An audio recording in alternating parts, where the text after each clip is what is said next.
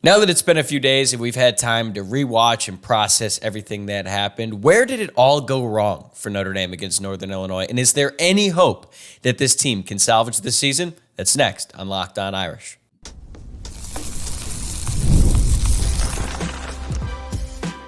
You are Locked On Irish, your daily podcast on the Notre Dame Fighting Irish.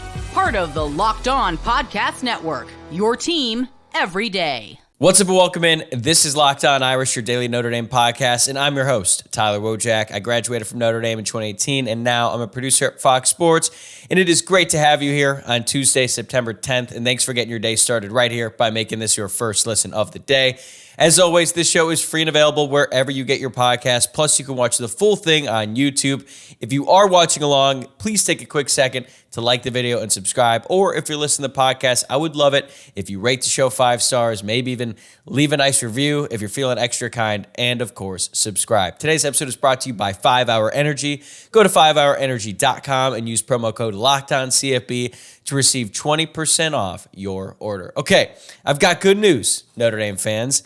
This is going to be the last episode dedicated entirely to Notre Dame's embarrassing defeat to Northern Illinois. And after today, we are going to burn the tapes and move on to Purdue. But joining me today is Luke Smith, who is on the show every Tuesday during the season, and we are going to go over where it all went wrong for Notre Dame. Then at the end, we're going to start to turn the corner a little bit and discuss if there is any hope that Notre Dame can turn things around and make a run at the college football playoff this season, or really just make the most out of this year, because it feels like that might not be possible, but who knows? There were some good things that happened in that game, and we're going to break it all down here in just a second. I felt a lot better after having this conversation. I'll admit I've been down in the dumps in the past few days, but this was therapeutic. I hope it is for you. Enjoy. Okay, Luke, I think I figured it out. I've spent a lot of time these past couple of days thinking about everything that went wrong for Notre Dame against Northern Illinois as I try to figure out how something like this could possibly happen again. But then I had a realization. I had an epiphany, if you will. I know what happened. Do you have any guesses? Well, I did hear that there's a new stadium DJ who isn't very good. Are you pinning this on him?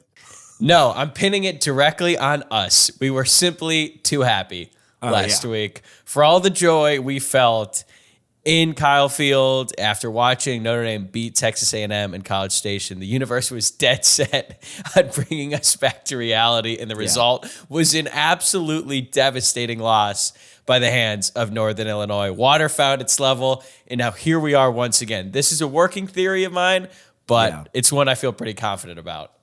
I think it's good, and some might call that karmic. For me, I actually had the same exact thought earlier. It might just be the byproduct of being raised with a ton of Catholic guilt and that good things aren't supposed to happen to you. So I agree. I think that we hit our quota of good things, and now it's only right that things come crashing down so that we don't feel so good about ourselves anymore. The worst part is I'll look at my phone and I'll see my camera roll, and I see pictures of me and you and a lot of our friends and people we know very well celebrating that Texas A&M game, and that literally feels like an eternity ago. Like you could tell me that was 10 years ago, because what happened this past weekend literally took years off my life, and it has me reevaluating everything I thought about this football program. Yeah. I mean, no notes, which is really, really unfortunate. And it probably brings a larger conversation for me about just, I need to stop having a relationship with this program, because all they do is cause misery. What is it that Rudy's dad says to his son is chasing a dream brings nothing but pain and heartache to everyone around you. Yeah, that's basically Notre Dame football. Yeah, it's actually a pretty astute observation by Rudy's dad, and he wasn't filled with them in that movie. I think it's fair to say he wasn't necessarily the nicest guy, but maybe he hit the nail on the head with that one. But it does beg the question: was that the worst loss of our lifetime? I'm gonna say no, and the fact that this is debatable or there are other candidates is sad in itself. But I think just because I've seen this before, that maybe that's why it wasn't so terrible to me. And then frankly, like, maybe it's good that's happening in game 2, because it it alerts my senses this team is actually not nearly as good as I thought they were. Even if they won that game, like the fact that they're kind of at risk of losing to NIU spells far larger trouble. Right. The first loss in any season is always going to hurt a lot because you have a bunch of optimism going into the season. I would say more optimism this year than most years in the past. But yeah, the fact that it came to NIU, it still felt like a familiar situation. Notre Dame is in it with a team that they are far more talented than at the end of the game. And unlike they did against Toledo and unlike they did against Ball State and Vanderbilt, they just weren't able to pull away and actually win this game. And when you think back to the end of that game, how many things could have gone Notre Dame's way? Like when there was that fumble on the punt return, if Notre Dame recovers that, they probably win the game. Like those were breaks that I feel like this team and this program got in the past, and they didn't on Saturday. So I'm not ready to say that this team is going to, go 7-5 yet. They certainly could, but it's just this weird contrast in opinion because it's like, I know this team is talented. I've seen these players go out there, make plays against good teams, but yet they're still capable of just having an absolute no-show performance like this. It's just really hard to wrap my head around, but today I'm hoping that we're able to, feel some sort of relief going forward. Hopefully. I don't know that I'm going to anytime soon, but what I was going to say is that it might not be the worst Notre Dame loss of our lifetime, but it might be the most shocking, just based on how high everybody, both regionally to the team and nationally, was on that Notre Dame team coming out of what seemed to be an incredibly impressive win in an extremely hostile environment the week before in SEC country, to just lose as a 28-point favorite to an NIU team with a bad coach. A bad coach is just baffling. So I think it might be the most shocking. I think it's the worst loss, and this might have a lot to do with recency bias, but the fact that Notre Dame actually did look poised to make a run. Like when Notre Dame lost to Marshall in 2022, that was just not a good football team, and there's a lot of excuses kind of baked into it. The fact that it was Marcus Freeman's first season as head coach, they clearly didn't have a really good quarterback, and there were a lot of issues that team needed to address. It was shocking in the moment, but then when you look back, like I think years from now, we're going to look back on this game and be like, what on earth? Like we could be saying that at the end of the season because we'll get to this later on, but like there is a world where Notre Dame responds well to this game because that's one thing Marcus Freeman is good at is bouncing back after a loss, but we'll get to that later on. Is there anything that you did like from this game? Because normally when we do our final thoughts episode, we each go over 3 things that we liked and then 3 things that we didn't like, but it's hard to find a whole lot of good in this game.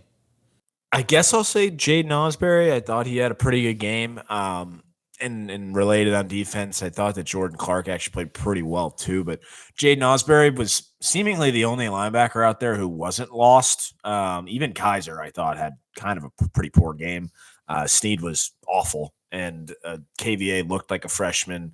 Drake Bowen looked like a guy that was making his second career start. So I guess I'll say Jaden Osbury. I mean, he is the reason Notre Dame really had a chance to some degree, making those 2 crucial plays on NIU's second to last drive where they stopped him on 3rd and 4th down. So he played well, and he looks like he's going to be a really good player for Notre Dame moving forward. I agree. I thought he played well. He played more in this game than he did against Texas A&M, finished with 34 snaps, and he had a rough start to the game. Like he had a bad miss early on, and I was like, oh, they might pull him. But then he bounced back, had 6 total tackles, pass deflection on a big 3rd down. So I thought he played well. And I think most people would say with the Jeremiah Love touchdown run, but I honestly can't even enjoy that because, 1, it's just going to remind me that they lost this game. And 2, as I've said before on this show the past couple of days, the fact that Notre Dame only gave him the ball one more time after that play is so unbelievably frustrating. And it's coaching malpractice. It is. And I think it's a trend now with Notre Dame with Dylan McCullough as the running backs coach. I think Dylan McCullough is a really, really smart coach. The players love him. But we got to chill out with these running back rotations. I think they got too cute at the end of the Ohio State game last year when they brought in, I believe it was Jadarian Price to run the screen. And then I don't remember who was in there on the play where Sam Hartman turned the wrong way, but it's like, just give the ball to Estimate. Why are you making things complicated here? In this game, Jeremiah Love only played 31 snaps, and you're like, okay, that's still a decent amount. He's the best player on the field. especially after that play, just feed him the ball. And I understand the offensive line wasn't playing that well, and the offense certainly has their issues, but it's like, look, when nothing's working, just give the ball to your best player. And I can't even imagine how frustrated Jeremiah Love was, because not only was he not getting the ball, he really wasn't in the game that much after that. And sure, he had some struggles with pass protection, but like, it's so frustrating that was one of the most athletic plays I've ever seen a Notre Dame football player make, and I'm never going to be able to enjoy it. Yeah, I mean, I'm not even going to watch it again. I only saw it on a tiny little phone screen once at a wedding, and I don't plan on going back to see any highlights. Aren't the right word. Any clips from this game. Yeah. But speaking of frustration, you know who else has to be incredibly frustrated is Jadarian Price. I don't know how many snaps he had. 4 carries, 24 yards 13. on those 4 carries. Like, I heard this on Irish Illustrated earlier, and I have to agree. Somebody asked, why are they treating him like a scrub? Like this, that is what they're doing with the usage of him. And you might be onto something with, I know that Dylan McCullough has jobs for all of his running backs, and he wants to get them all the time. And that's great that you're trying to get all your guys some looks, but you got to play the best dudes. I mean, and I just don't really get it. And maybe I'm way in over my head on this, but those guys have to play more. Yeah, it felt like a weird game to break in the true freshman Aeneas Williams, who was making he's playing for the first time in college football. And again, I understand the issues with pass protection in some plays, but like, just get your best players on the field. And now the Jeremiah Love play is going to live in a special category with me. And you might not feel this way, but it's like, it reminds me of the Rajay Davis homer in Game 7 of the 2016 World Series. Like, I see that play, and it was unbelievable, and it could have been amazing, but instead it just makes me pissed off. And just while we're here, can we take a quick aside and talk about the sports weekend that I just had? Sure. I think it might be the worst one I've ever experienced. Worst loss by Notre Dame in my lifetime, and then I immediately went to a Guardians-Dodgers game. First time I got to see my favorite baseball team play in person in like a year. They were down 6-0 before I could even take my seat in the first inning. Good. And then the Browns, I mean, I could go a lot longer on the Browns, but let's just say that quarterback that they mortgaged their future and reputation on is not good. They got smacked. And yeah, my teams did not win a single game, and actually every single one was a very embarrassing loss. So I just needed to get that off my chest. That's not great. I hate to say this. There's probably going to be a worse one at some point. Just the way that things trend here. I don't think that might just be the tip of the iceberg. That's true. That might be the worst this month. It could get a lot worse in a hurry. All right. So I think one thing that really sticks out to me as we get to the things that we didn't like, it just sucks so bad that we spent 8 months getting excited for this college football season as a whole and this Notre Dame team specifically, and it feels like it's over after 1 week. Like, I love college football, but I just can't enjoy the season nearly as much when Notre Dame is just a non-factor. And yes, I understand that there's a chance that Notre Dame could fight and claw their way back into the general discussion, but they are the laughingstock of college football right now. Luke, I literally deleted Twitter and Instagram off my phone basically right after that game ended, because I was like, I know what everyone's going to say. They're right. I don't need to see it for my own personal health. And I'll get back there eventually, but it's just a really dark time. And for Notre Dame fans trying to fight it, like, just stop. What are you going to say? Respect is earned, and this is not earning it at all. It's not. And that is probably the larger conversation I was having earlier about it. It's like, why do we care about this thing? And especially especially as we start to get older, and it's like, yeah, these kids are 18 to 22 and they can lose to freaking Northern Illinois University. The thing that bothers me, and I just don't understand why people are like this, but this is probably a greater societal problem. I have some very good friends that went to NIU, and they didn't say a freaking word to me. In fact, they were nothing but gracious. Like, and they probably would have had any right to be like, oh my God, like, Notre Dame sucks, whatever. Didn't do that at all. Like, incredibly gracious.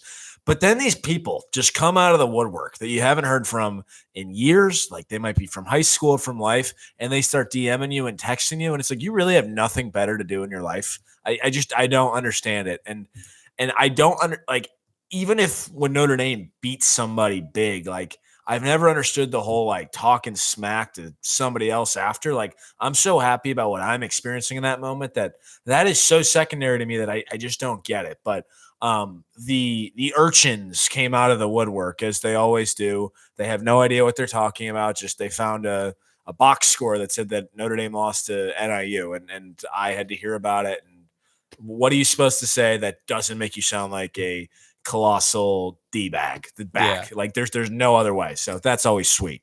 It does feel like, as Notre Dame fans, we get that more than most. Now, I guess I don't know for certain, but I'm with you. Like, I never really rushed to do that, even against some of my friends who I bust their balls all the time. Like, there's a level of respect. Maybe it's because we've been on the receiving end of it so much that we know not to do it.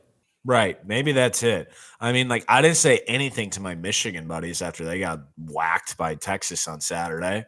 And I think, thankfully, they were still hurting themselves to say anything after NIU. But, like, I don't get it. It's a really weird and awful trait that a lot of people in this world have.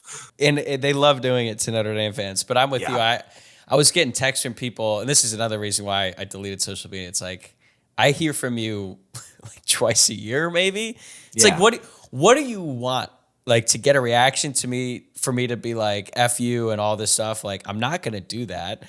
Yeah. So it's like, what? Okay, great. Or I was watching the game. It really frustrates me when it's someone who does not watch college football, that like just wants to feel included by joining the discussion and making fun of me. And it's just like, okay, if someone's like really locked into college football, whatever, I'll get over it. But like you, and you know who you are, like, please take a seat. Yeah, I would agree. Hopefully, I really thought we were over this, but it again, Saturday proved me wrong. I just hate experiencing that, because I just end up looking at my phone and I'm fuming. Like, thankfully on Saturday I was kind of reserved, and I was like, I'm just not going to look at this. There's too many texts coming in from concerned Notre Dame fans anyways. But yeah, that's the worst. Hey, Irish fans, Luke and I still have plenty more to get to, but I want to take a moment to give you a heads up on a brand new mobile game that I think you are going to love just as much as I do. Ultimate College Football HC. In this amazing game and simulation, you get to step in the shoes of a head coach and lead your college football program to glory. Can you imagine actually being the head coach of Notre Dame? From recruiting players and hiring your coaching staff to overseeing training camps and handling school scholarships, you control every crucial detail of your program. It's all in your hands. Will you be able to handle the pressure? And here's what I really love about this game. You are responsible for calling offensive plays during the game. So your strategy will not only determine the success of your season, but will shape the future and legacy of your program. Ultimate College Football HC is completely free, has no ads, and is 100% playable offline. You can play on the go as you want and when you want to. And of course, we have a special offer for Locked On Irish listeners. Use the promo code LOCKEDONCFB, all caps, inside the game store to receive a free boost to your program. Make sure to take advantage of this perk, as we'll get your team off to a strong start. And to download the game, just visit ultimate-cfb.com. That's ultimate-cfb.com, or you can just look it up on the app stores. That's Ultimate College Football HC. Begin your coaching legacy today. All right, what's up on your first thing you didn't like? So when it comes to the actual game, I felt like Notre Dame really played with a sense of arrogance in this game on offense and stubbornness. And what I mean by that is they threw the football 32 times, and it was incredibly evident that Riley Leonard was not going to find success early. And maybe I think I kind of even maybe alluded to this the last time I was on here. I don't remember if I did or not, or maybe this was just over text. Basically saying, like, I think it's going to be close for a while because they're going to try to prove that they can throw the football. As it turns out, they can't throw the football. So what happened was they got themselves in a position where, like, I think if you look at Leonard's stat line compared to Wimbush's against Ball State, like, they're kind of eerily similar. Leonard was, 18 of 32 the other day with 2 picks and 190 20 of yards. 32. I'm pulling up that Ball State box score right now. I know that Wimbush had 3 picks in that game. He threw for like 200 something yards, but 3 picks, no touchdowns. Yep, he was 17 of 31. He somehow had 297 yards passing, which seems shocking. But yeah, 0 touchdowns, 3 interceptions. So actually, Brandon Wimbush kind of played better. He did have one more interception in that game, and he had -7 yards on the ground. But Notre Dame actually rattled off some big chunk passing plays in that game, which was not Just couldn't punch it in. Yeah. So anyways, but like there was just this reliance on trying to be something that you're not. And maybe some of that was Leonard's injury kind of took the quarterback running plays away late in the first half, which I kind of thought that hit was a penalty, but that's a whole nother conversation that we don't need to have. Anyways, it seemed like it was arrogance, and they just kept throwing the ball, and nothing shined it better than that drive where Leonard threw the second pick. That is, I think the only pick that might be worse than that I've seen in recent memory is the one that Jack Cohn threw in the end zone to Sauce Gardner in the Cincinnati game. Like, it was that level. Just, what are you doing? That's horrible. But they could have just ran the ball. It was 2nd and 1. They were having success running the ball on the drive before that too. And for whatever reason, they decided to go deep. And I know that he had other options and he just didn't see them. But like, that is something where the staff has to recognize this is not working. We need to find a way to win this ball game. And especially at that point, like, you're so close to, if you score a touchdown there, the game is over. Like, NIU hadn't scored a touchdown in 50 something minutes at that point. And so to me, this game felt a lot like Ball State, just we didn't get as lucky this time. And that could be a larger thing where this feels a lot like 2018, where you are trying to make your running quarterback something that he isn't, and there might be another guy behind him who is better suited to run the offense with the weapons that he has. I don't know that Steve Angeli's that guy, but what I will tell you that I think if Steve Angeli plays on Saturday, I think Notre Dame wins by about 3 scores. Okay, I want to stay on that, but I'm going to get into my next thing because it's related. So the next thing I didn't like is it feels like ever since Ian Book, quarterbacks have played their worst at Notre Dame. Sam Hartman played worse at Notre Dame than he did at Wake Forest. It's not even debatable. Now you can point fingers to Jared Parker, to the lack of wide receivers. The fact of the matter is the quarterback play deteriorated in his last year when he was with the Fighting Irish. Riley Leonard looks nothing like the player at Duke. And yes, there were certainly concerns about his accuracy. Even in his worst games, he wasn't losing to Northern Illinois at Duke. He didn't look like this. I don't think he's healthy. I think that Notre Dame, Marcus Freeman was asked about it in the press conference on Monday by Tim O'Malley from Irish Illustrated. He said that they did not consider going to Steve Angeli at all, but he kind of sidestepped the part where Tim O'Malley just straight up asked him, is he injured? Is he fighting through something? And of course, not allowed to ask about that anymore. Yeah, which don't even get me started. But I think he's dealing with something because he was constantly like grabbing his shoulder and stuff all game. And I credit him for going out there and gutting it out. But if you're the Notre Dame coaching staff and you look at Riley Leonard and you think, okay, well, when he's fully healthy, he's a much better option than Steve Angeli. I won't argue with that. But if you're afraid to run him and he's not comfortable in the pocket, like at that point, wouldn't it make sense to at least try Steve Angeli, who's healthy and fresh and could at least make a throw 10 yards down the field? Like, that is why I don't think Riley Leonard is healthy. And I think that the coaching staff is going to have a quick trigger with him against Purdue. I know people just think that it's because of the NIL money and the fact that they went out and got him in the portal. I don't think it's that. I just think the coaching staff just thinks highly of Leonard. But man, if he's injured, then you might be right about Angeli, because what we saw from him, particularly in the second half, was just abysmal. And I have to believe, I've not that we've seen extended cuts of Steve Angeli, but we've seen enough where we know he can make some throws. And I would venture to offer that he, at this point, is a far more accurate thrower of the football than Riley Leonard, and probably reads the defense a little bit better too, because right now it just seems like Leonard's lost out there. Yeah, Pete Sampson posted a couple noteworthy stats about the passing game. Team pass efficiency, they are number 130 nationally, last among Power 4 teams. 20-yard completions, dead last with 1. As you mentioned, they don't have a single touchdown pass. Scoring offense, they are outside the top 100 nationally. So this passing game is about as bad as it could possibly get. And it's mind-boggling because, you went out and you hire Mike Denbrock, who is a proven offensive coordinator, to come back and turn things around for this offense, and somehow, some way, it's actually worse than it was before. So what's the problem then? Because Denbrock has had success at other places. Is it just like the Notre Dame quarterback position is the defense against the dark arts position? Like what's going on here? Because it doesn't make a lot of sense. Well, part of it is definitely on Leonard. Part of it is definitely on the offensive line, who, despite what Marcus Freeman said in his press conference when he said that he thinks the offensive line improved, I don't think that's the case. I think that they struggle, and I think that there's a complete lack of trust between the quarterback and the line. I do think Freeman made a good point that Leonard probably is holding the ball a little bit too long in some place. He's rolling out when he doesn't need to. He doesn't stand in there and throw in the pocket. But I think a lot of it just has to do with the fact that Notre Dame's skill players, particularly on the outside, are not getting open. They're not really making contested catches. I mean, Bo Collins has been, credit to him. He led the team in receiving again, 5 receptions, 45 yards. Jane Greathouse, who was supposed to be Notre Dame's alpha, just dropped the best pass that Riley Leonard has thrown all year, maybe, on that wheel route. And you think about how different this game could be. So I have been a little bit disappointed in the scheme in the sense that we haven't seen any plays where you literally go, whoa, that was a great play call. Like, for all the faults about Chip Long, like one thing he was good at, he was due for like a few plays every game. We were like, wow, just a great play design there.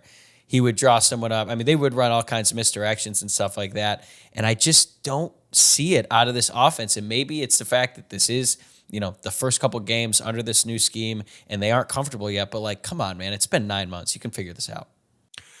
Yeah, I don't know. Speaking of figuring things out, though, how do you have 2 blocked field goals against NIU? That's embarrassing, like humiliating. And I know that the second one, first of all, I don't know what we were doing, kicking a field goal from 62 yards out. And of course, they're probably going to go out to try to block that. It's to decide the game. But you should have far superior athletes in NIU. They should not be able to push Pat Coogan back and block a freaking field goal. I mean, that was inexcusable to me. Like, how does that happen twice against a MAC team? Just humiliating. So nobody's really talked about that. That really, like, just the fact that they blocked 2 field goals was so irritating to me. Yeah, Notre Dame got dominated in all 3 phases of the game. You know what it reminded me of, though, when Mitch Jeter went out to kick that 61-yarder?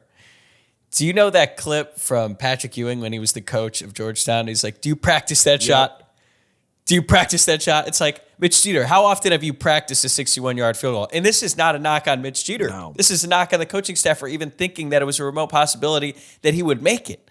So like, is that they, yeah, I can't. Did they, I or cannot did believe they not have a timeout there? Because there have been conflicting reports on that.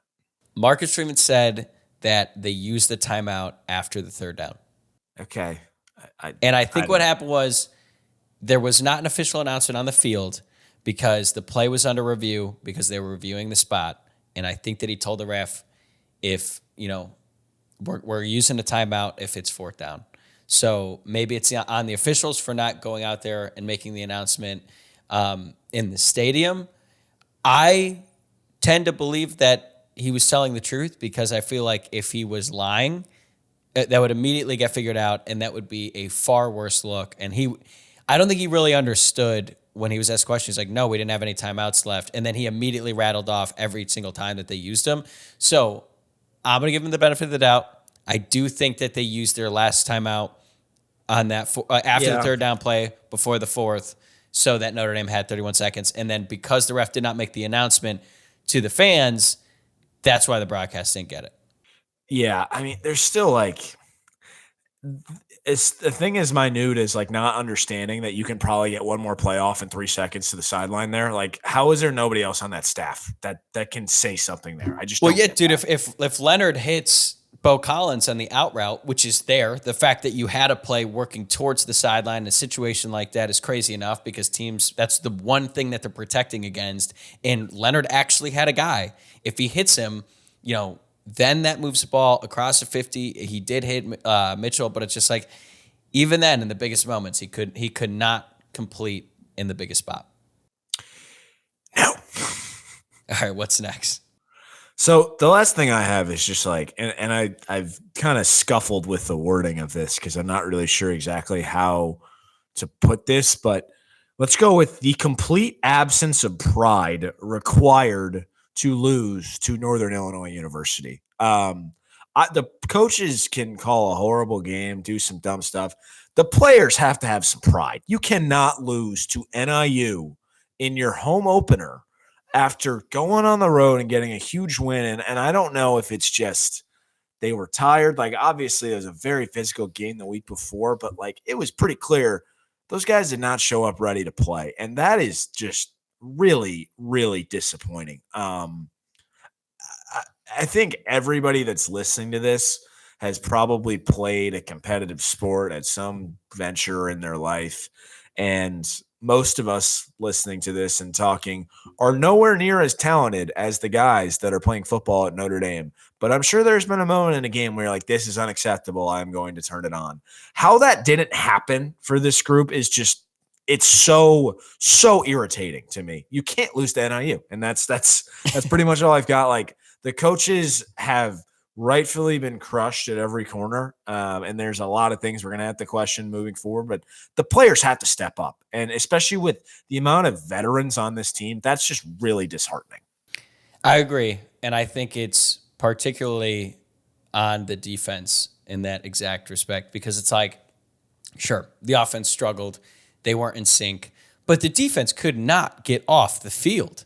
It felt like every single time that Northern Illinois had a 3rd and long, they would convert it. And sure, there were some plays where Notre Dame had some tight coverage and they just made a good play. I'm thinking about the one to Grayson Barnes. I mean, Rod Hurd was all over the guy. Could not really have played much better coverage than that. But on the defensive line, like at a certain point, Riley Mills, make a play. Make a play. Howard Cross, make a play. Donovan Heinisch got just dominated in this game. And I like Heinisch. He's a little bit undersized. He's a dog. He's going to give you his best effort. But his size, or the lack thereof, was certainly apparent in this game. The left guard on Northern Illinois was just driving him off the ball. And I understand that the linebackers are young, but I'm with you, man. Just have some pride.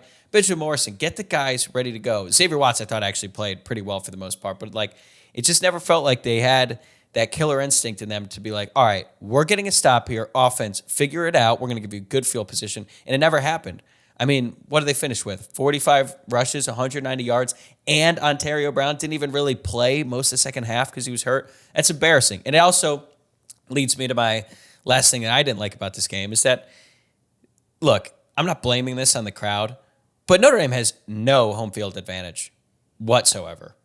I mean, it's embarrassing that Marshall and Northern Illinois could come into Notre Dame Stadium and win. And you think about all the talk about Notre Dame going into Texas A&M and how difficult of an environment that was going to be to play in. Like, I saw some videos of Texas A&M going against McNeese State, and yeah, it wasn't the same level of just intensity there in the crowd, but it wasn't that far off. And the disparity at Notre Dame Stadium between the big games and just your run-of-the-mill games is shocking. And we've talked a lot about what can be done to fix that.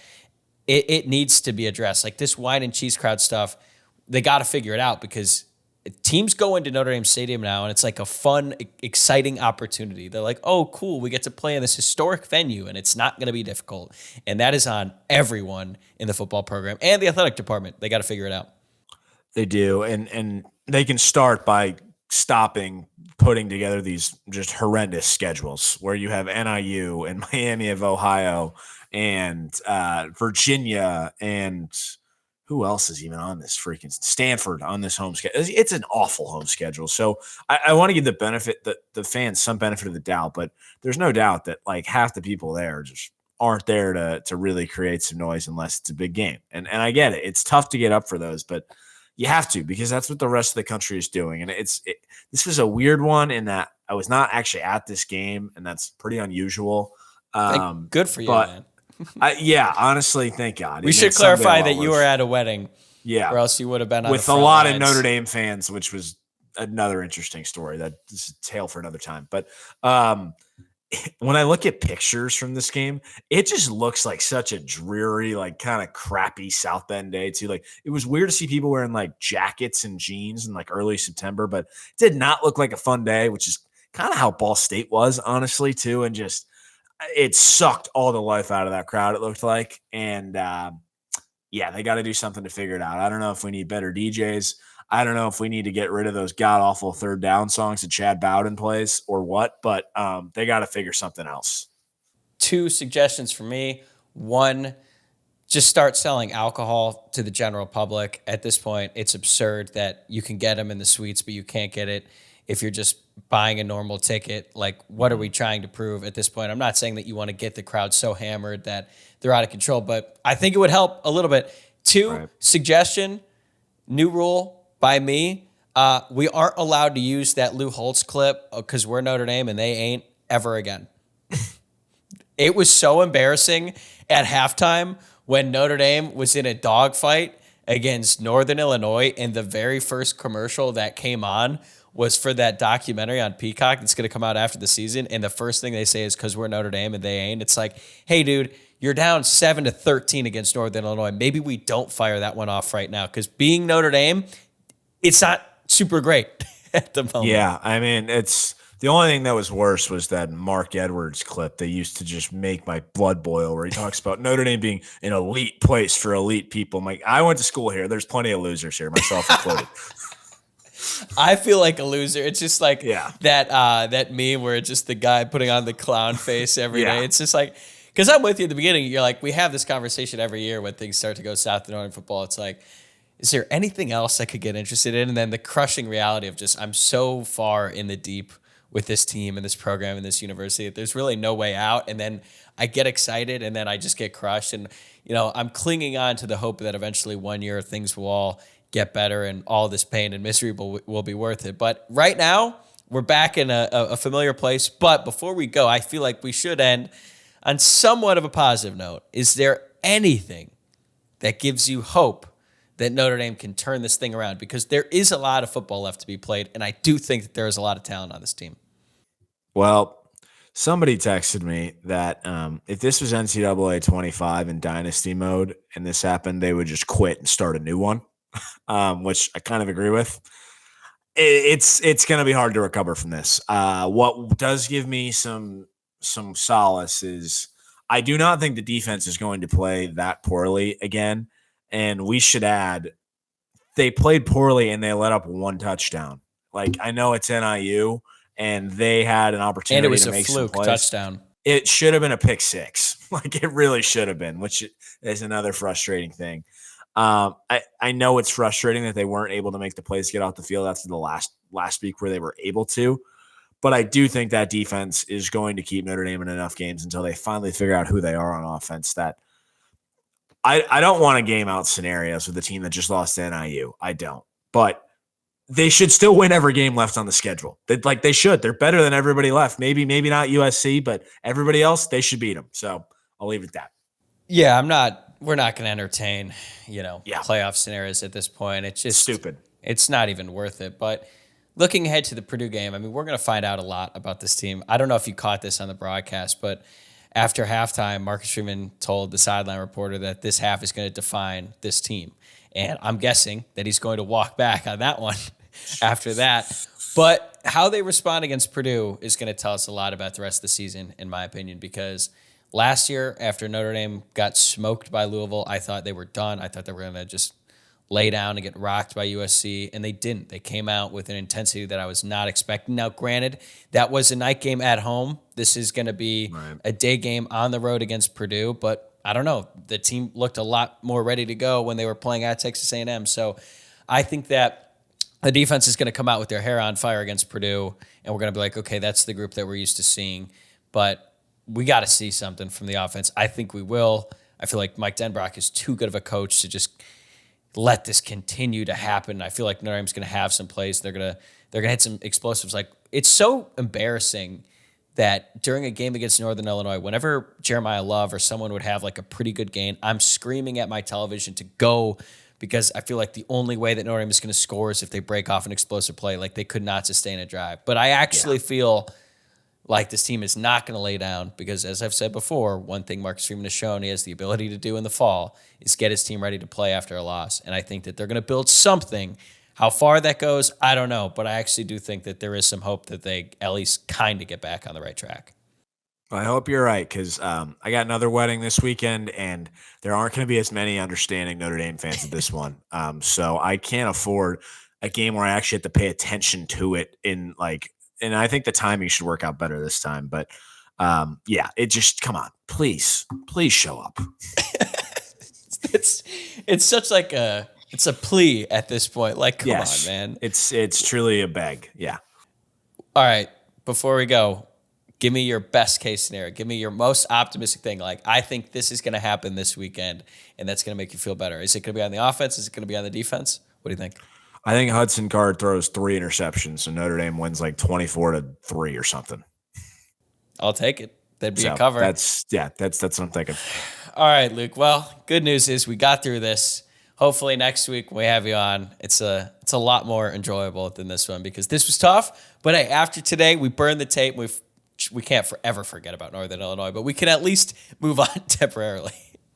I hope so. Yeah. Unfortunately, I don't think I'm forgetting this one anytime soon. So until next time. Today's episode is presented by 5 Hour Energy. 5 Hour Energy fixes tired fast. Whether you have a long list of things to do for work or you have a long list of DIY projects to tackle at home, take a 5 Hour Energy shot so you can check everything off that list. If you're like me, you always have a long list of things to do, and when you get your supplies for the next project and you're ready to tackle that to-do list, do not forget the most essential supply, which is a 5 Hour Energy shot. With 0 sugar and a convenient portable size, it is the perfect pick-me-up for getting stuff done. The 5 Hour Energy website is flavors galore, like watermelon, tropical burst, grape berry, and more. There really is a flavor for everyone, and you can try them all. On the site, you have the option to build your own 12-pack or 24-pack. You choose the flavors, and it is delivered right to your door. If you go to 5hourenergy.com, that is the number 5hourenergy.com, and get some 5 Hour Energy product today, you can use my promo code LOCKEDONCFB to receive 20% off your order. This offer is only valid until September 30th on one order. It cannot be used with other promotions. This code is not good on subscription orders either, but go to 5hourenergy.com today and use promo code LOCKEDONCFB to receive 20% off your order. All right, that's a wrap for today's episode. Thanks again for making Locked On Irish your first listen of the day. Tomorrow, we turn the page to Notre Dame's matchup against the Purdue Boilermakers. Quick tease for that. I actually feel very good about the Irish on Saturday. Find out why tomorrow. Also, remember to subscribe on YouTube or wherever you are listening to the podcast. And for your second listen, check out the Locked On College Football Podcast with host Spencer McLaughlin. Same time, same place tomorrow, guys. See you then.